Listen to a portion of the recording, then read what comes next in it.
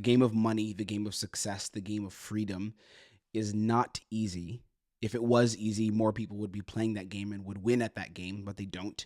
But even though it's not easy, it is still simple. It's not difficult. Today, I'm going to challenge you, if you want to play this game, to see yourself as a king who is building his kingdom, and your life is the kingdom. A king conquers lands. A king builds cities. The king employs staff in a court to build his kingdom and make the kingdom function and thrive. If you want money, if you want leverage, if you want freedom, you must become the king who is going to build your kingdom, not only for yourself, but for others around you, because the freedom that you want, it's going to affect your future family. The freedom that you want, it's going to affect those who matter most in your life right now. So I want you to see yourself, and I'm going to teach you here how to become the king of your kingdom. Kings back in the day, in ancient times, were known as John the Bold or Edward the Brave, Paul the Merciful. They had a skill, or they had a representation, they had a character trait attached to their name. So the question I want to ask you, and this is where we're going to start building your kingdom, is what is the label that is attached to your name? Your first starting point for becoming the king who builds his kingdom is going to be skill set. And this is where I started. This is where you need to start. It starts with your skill set. Unless you were lucky enough to be born into money and to just have money as a true asset because you lucked into it, which is okay, that exists.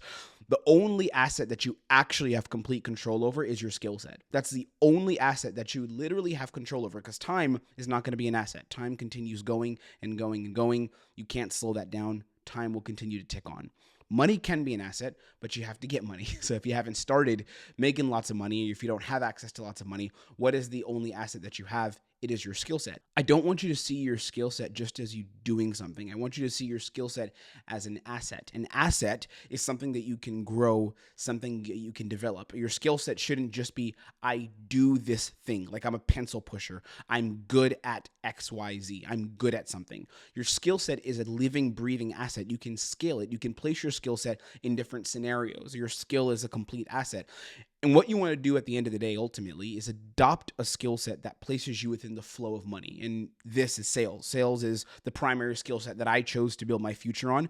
I first built my own business, which was teaching dating and teaching leadership and self-development for men. And then I became a high-ticket closer. And I immersed myself for months in learning sales, handling all the sales eventually for a multi-million-dollar business. I handled their sales, make a bunch of money, gave myself freedom. Sales is one of the best skill sets that you could learn. In fact, I think it's the best skill set. And the reason is because it puts you directly into the flow of money. You're basically shortcutting the process that it takes for you to go from where you are now to being directly in the flow of money. Because in sales, specifically high ticket sales, high ticket closing, you're handling the sales process and the financial flow for a business owner, which is extremely important in any business. So as a sales professional, you essentially act as the lifeblood of the business. And this is an extremely important role. In any business, the people who get paid the most are the salespeople, except for like the founder of the company. So sales is super important. And the reason I love sales so much, and I recommend to all young men who are on this journey, all men who are trying to build success, who are trying to find freedom, I say start with sales, learn sales, anchor in sales,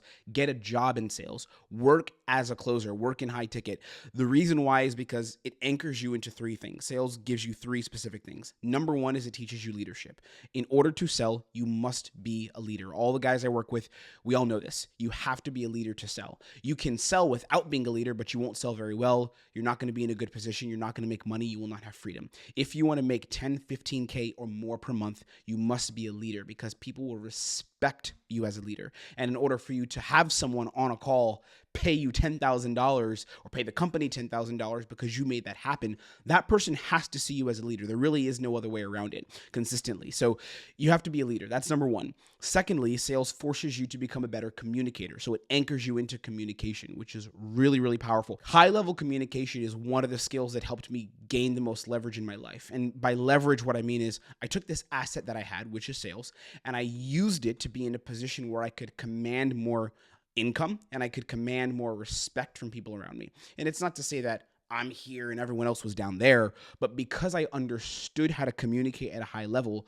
combined with my sales skill, And of course, sales, they kind of work hand in hand. Sales forces you to be a better communicator because in order to sell, you have to communicate ideas well. You have to communicate nuance well. But what happened was, because I became a very good communicator, and I had already learned a lot of this with teaching dating, but because I learned communication, it allowed me to take my skill and allowed me to get paid more because of it, right? So communication is a huge thing that you get with sales. And then business intelligence. One of the best ways for you to learn about business is to work in a high level in a business that's doing multiple seven figures, for you to work for them, see how they run the business, understand the processes, understand what makes a good offer, understand what makes a business tick, understand why people say yes to buying. This is business intelligence. So if you're starting out right now, if you're beginning this journey towards excellence, towards success, or if you've already been in the journey and you're looking to accelerate it, the best skill you could learn is sales, and it completely changed my life. The first thing you want to do to build the kingdom is take on the skill set so that you have an asset. Now, once you have the asset, once you've built the skill to a high level, and this is important, the next thing I want for you is to become a leader, because a king is a leader. The king is the leader, and to be the leader of other people, to lead others, you must lead yourself. I want you to remember this. Internal leadership, which is leading yourself, has another name, and it's self-mastery. Self-mastery, I'll give you the definition here because I talk about it on my channel all the time, but there's a clear definition. Self-mastery is the active practice of leading yourself to be the man who has complete control over his own destiny. Remember this. Self-mastery is a game of inputs to create outputs. And I'm going to go and say this definition again so you remember it. Self-mastery is the active practice of leading yourself to be the man who has complete control over his own destiny. Okay, so if you want to control your own destiny, if you want to control the freedom you have, if you want to directly control what happens next in your life, you must go on a journey of self-mastery, because self-mastery is the active practice of leading yourself forward, and you can lead yourself forward. Self-mastery is a constant game, like I mentioned earlier. It's a constant game of inputs to create outputs. So you're putting in the right information to yourself, and you're guiding what goes into your mind. You're guiding what goes into your heart. You're guiding what goes into your soul. You're guiding this in self-mastery. Some examples of inputs that are going to create better outputs that will help you build your kingdom, because outputs are just the results, and everyone's concerned with results, which is important, but everyone thinks about the end destination, which you want to see in your mind. You want to visualize it, but more important than just seeing the end destination is taking on inputs and adding inputs right now to the present that are going to affect you being at that end destination. So a couple of examples of inputs that are going to help you build your kingdom that helped me. The first input that I want you to be aware of is mentorship and coaching. Do you have a coach? Do you have a mentor? Do you have one? Everything that I've gotten in my life that has been great in terms of skill set, in terms of me getting better at sales, in terms of me learning dating, in terms of me understanding spirituality, leading myself, pushing myself forward, even my own journey in self-mastery, it's all come from me having the right mentors and coaches around me. Right now, I literally have a mentor for my mindset. She's a therapist. She's extremely talented, and she works with me on my mindset. And I pay her quite a premium every single month to continue working with me and help me build my mindset, understand my relationships at a deep level, understand how to become a better leader, right? I have a trainer and a mentor in terms of sales and business, someone who guides me and helps me understand different business processes and understand how to execute quicker, how to lead a team, how to put together a team that's going to help me make money, that's going to help them make money, that's going to help me give back value and help make many other people money because of the mission I have, because of what I build. This is the game, mentorship and coaching. The second thing is physical fitness and mastery. I'm in the gym 4 to 5 days a week consistently. And this is what I would call a rite of passage as a man.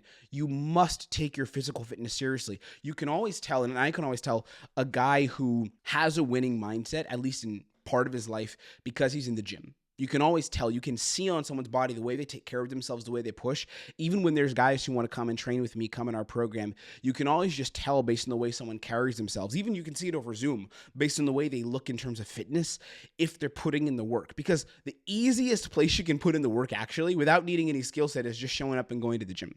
So if I meet a guy who can't even do that for himself, which is not expensive, it's pay $20 a month for a membership at a cheap gym. You don't need to get some premium place. But if I meet a guy who can't even do that, immediately it's a signal to me that, brother, before you get even into building assets, building skills, I'm talking skills that are going to scale, that you can build a business with, that you can find freedom with, whether it's sales or whatever the skill is.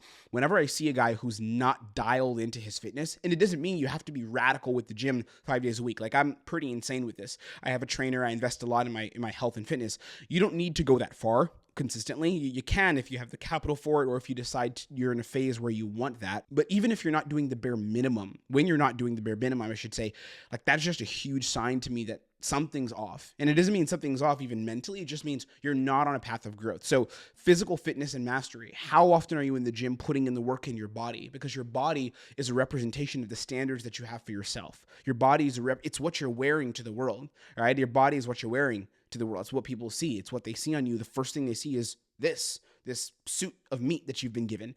So do you actually put in the work, and do you honor your body and this gift you've been given to be on this earth? Do you honor that? That's a huge thing. Number 3 is skill set investment. And I separate this from mentorship and coaching, because for me, mentorship and coaching really is the continued growth within the skill sets that I have. But at a basic level, it's learning your skill set. It's getting better at a skill set. And this can take the form of mentorship and coaching, by the way. But I tend to invest in mentorship and coaching even beyond my base level skill set. I like to invest in coaching and mentorship in other areas of life that are not immediately my skill set, because I have invested a lot in learning sales. I've invested a lot in sales training, sales coaching, tens of thousands of dollars. And what I want you to think about here is, how are you investing in your skill set? Right now, I say this in all my trainings, we've got a free community below where you can train with me. Right now, there literally is a free community below. It's called Quantum Level, where I train guys multiple times per week. It's completely free to join. And I train you in how to sell. I train you in leadership. I train you in communication. I train you in how to handle objections, how to become the man who can close deals, who can earn money, who can gain leverage and give himself and his future family or his current family or yourself the life that you truly deserve. That resource is right down below. That's where guys are building the skill set. And right now we have 370 guys in. We've gotten in 6 weeks who have come and have committed to training. So the question is, are you going to come in? Are you going to join or sit on the sidelines? That's skill set investment. I've invested in my skill set. I've paid money, and I've also learned for free. Back when I didn't have the investment to be able to spend $3,000, $5,000, $10,000 with the best mentors and best coaches, before I was at that point, I joined free communities and I learned, I participated, I gave value, I checked in.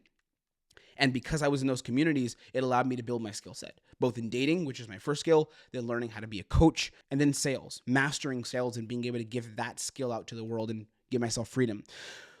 The fourth input that I wrote down here that's super important is money making and value-driven conversations, your network, essentially. How are you investing in your network right now? And again, I don't just mean spending money. Of course, once money is an asset, hell yeah, spend on your network. Join the right communities, join the right mentorships, join the right networks. But if you're not even spending on that, who are you talking to? Like, you don't need to spend money to be in the right circles and communicate with the right people. Are you having conversations that are around money making? Are you having conversations that are driven with value, or are you just wasting your time? You know, and this leads me to the next thing. The other part of self-mastery as well is not just the inputs you do have, but it's removing inputs that tear the kingdom down.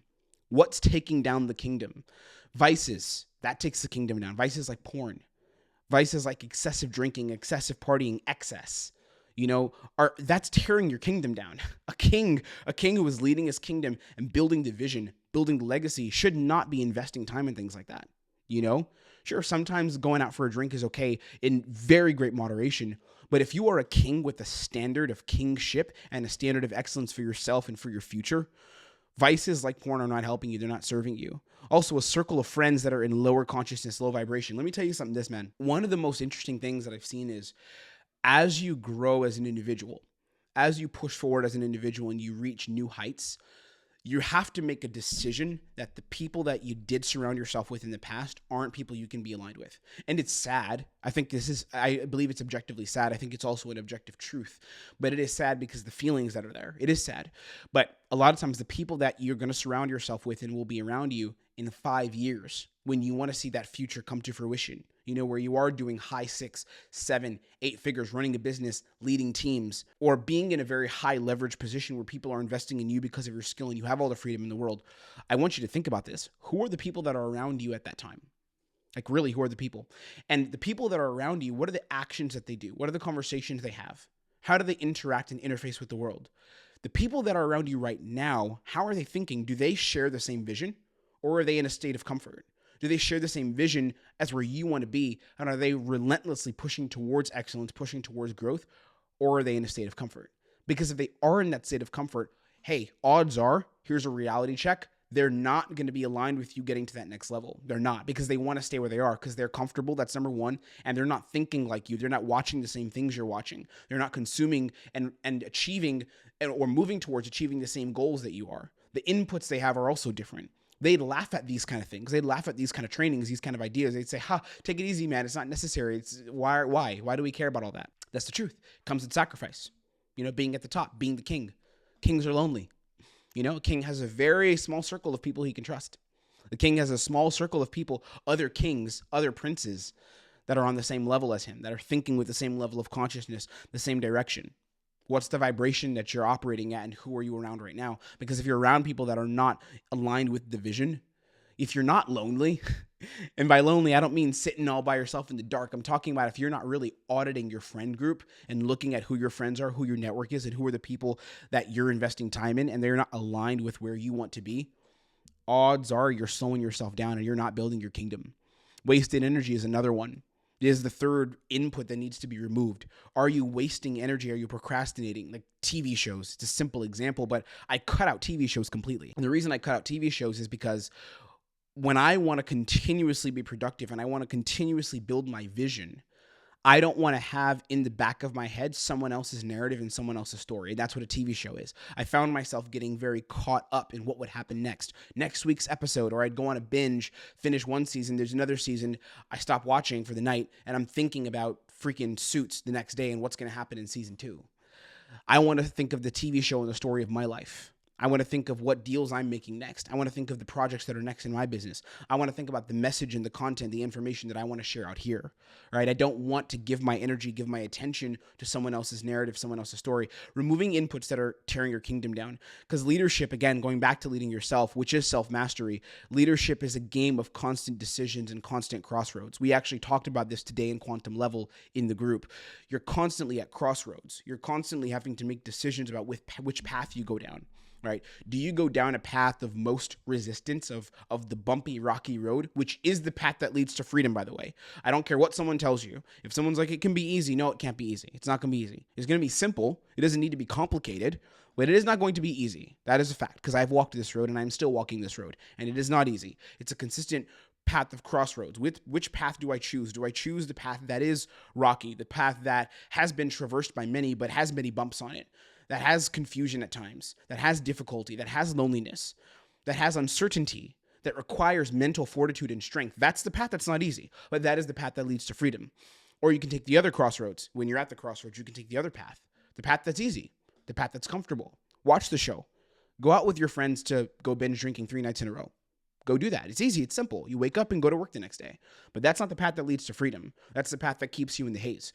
Picking the right decision repeatedly until you see change is the game we play. That's the game. And for all my guys in QL, all my guys in Quantum Level, some of you watching this now, you know this. This is the game we play.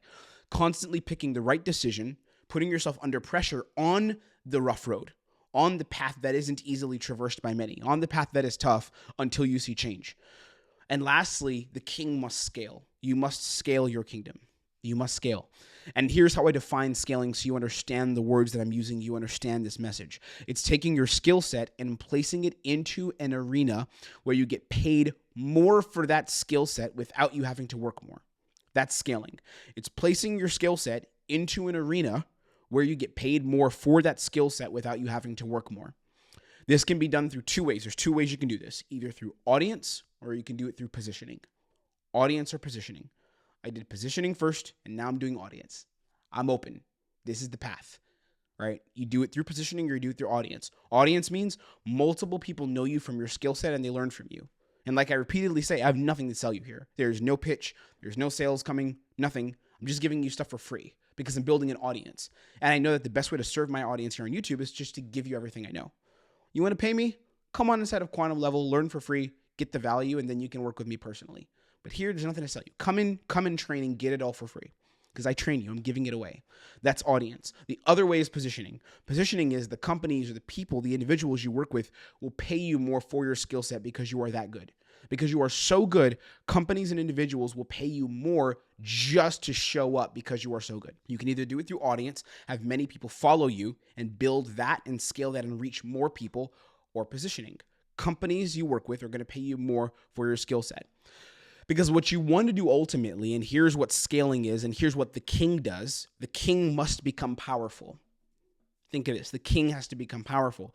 Being powerful means having more agency, having more ownership within your own life to create the reality that you want to experience. That's becoming powerful. So the challenge I have to you, the challenge I'm going to give you as we wrap here is build your kingdom.